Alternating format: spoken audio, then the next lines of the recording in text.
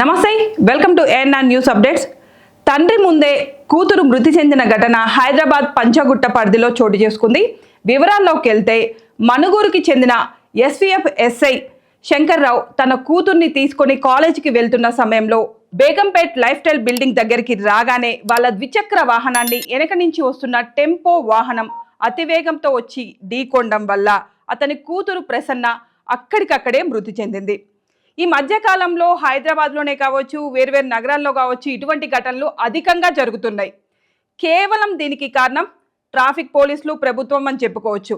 Traffic చలాన్ల పైన, ఆ traffic కూడళ్లలో ఉండి ఫొటోస్ తీసుకోవడం పైన ఉన్న శ్రద్ధ ట్రాఫిక్ని నియంత్రించడంలో పెడితే ఇటువంటి అవాంఛనీయ సంఘటనలు జరిగే అవకాశం ఉండదు.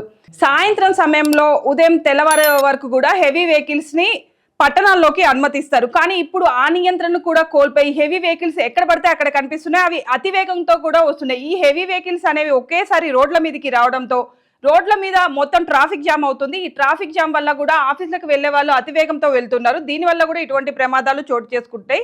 సో ట్రాఫిక్ నియంత్రణతో పాటు ఈ హెవీ వెహికల్స్ని కూడా కేవలం రాత్రి సమయంలోనే, వెహికల్స్ తక్కువగా ఉన్న సమయంలో, మనుషులు ఇంట్లో ఉన్న సమయంలోనే కూడా వీటిని మళ్ళీ ఎప్పట్లాగే అనుమతిస్తే బాగుంటుంది. ఇటువంటి సంఘటనలు ఇంకోసారి చోటు చేసుకోకుండా ప్రభుత్వం కూడా కఠిన చర్యలు తీసుకోవాలి. వీటికి సంబంధించి ఈ ట్రాఫిక్ నియంత్రణ కేవలం చలాన్లు రాసుకోవడం పైనే కాకుండా ట్రాఫిక్ నియంత్రణ మీద కూడా ప్రభుత్వం దృష్టి పెట్టాలి.